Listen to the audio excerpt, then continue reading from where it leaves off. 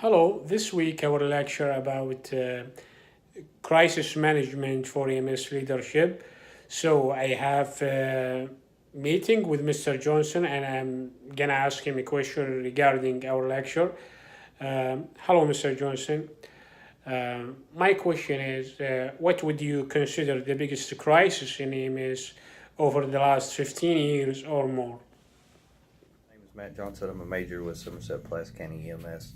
Questions asked over the last 15 years, what kind of crisis has we seen in EMS?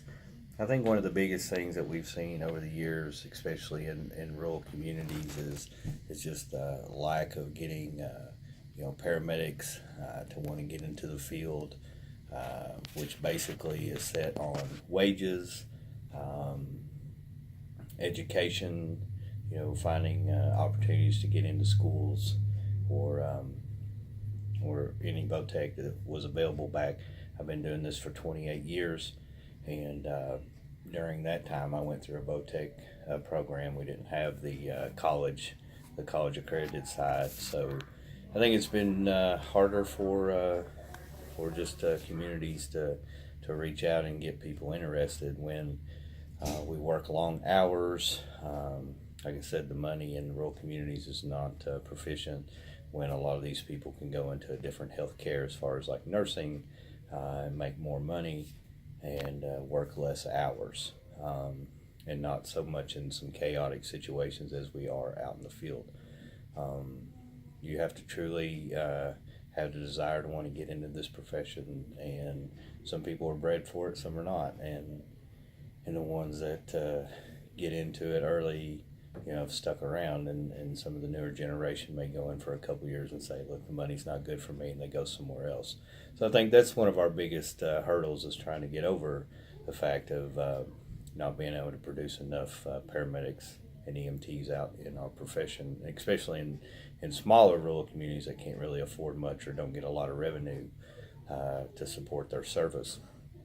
Along with that, reimbursement through insurances has declined over the years. It's been harder for us to collect money, and just a lot of people are unable to afford the rising cost and or inflation throughout the United States. So it has been tough throughout, and but we still strive to provide our communities with the best medical professionals that we can. And even though we, like stated, if we lack in getting people to want to do it, it is tough.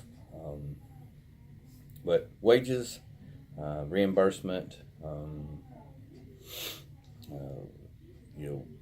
people not able to eat, and especially if they're going into college, some can't even afford to get financial aid, and they have to come up with their money on their own, and some people just can't afford that as well. So, other than that, I think that's probably our biggest crisis that we see throughout the EMS community.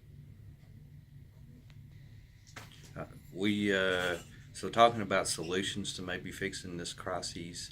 Um, Other than having accredited programs out there, like I said, when I went back through school, we had VOTEC. We did a lot of in-service, programs within, in our EMS at Somerset. I know they've done it at several others, and I think you eliminate some of the cost and able to bring more people into it. We turn out a lot of EMT classes, which is beneficial, but when our service provides paramedicine, it does make it harder for these guys, like I said, to go to college. So looking at solutions to fix that aspect of it, we understand that um, it's good for these younger people if they want to go in to get a degree. Just a lot of them, they'll sit in it, like they won't stay in it very long, so we lose that aspect of these people. And so probably a solution on that. Then of course with legislation, trying to benefit on reimbursement for the EMS communities, to be able to get more money back into their pockets so they can provide and up our wages to draw more people into this profession. We understand, nursing's been around for a long time, so they're able to lobby themselves, fire departments and police. Um, you've also seen a big draw in hospitals have been recruiting paramedics out of class as well and putting them in an ER situation instead of being out on the street. And a lot of the younger people are shooting into that route. And we think we've seen that because of just shorter shifts, not working 24 hours, being up all night. They're doing 12s, whether they do 12 day or 12 night. At least they're able to go home and sleep after the fact, where our guys do come off a 24-hour shift, may be exhausted, and then they rest their whole day off and really can't do anything. So we've contemplated doing 12-hour shifts at one time as well, but most of the guys have always if they've done the EMS for a while, it's just what they've known. So the older generation, they like still doing the 24s. So yeah, it's wear and tear on us for sure over time, but I think that would be trying to not let these hospitals try to draw in the new guys, and I know, like I said, I think it just gives them that peace of mind that they're not in the 24-hour time frame out, and they may be exhausted after their shift. Like I said, they can go home and sleep, and they're only doing 12 hours.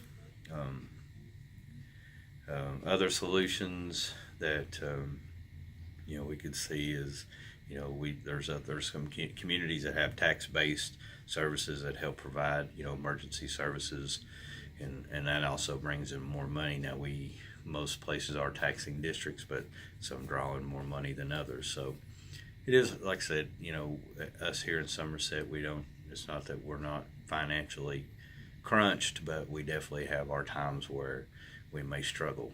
So we can see definitely how a smaller community can't afford that or be able to provide the service to the people that that they've chose to do. So solution, that would be my suggestion on trying to work this out and make it better. So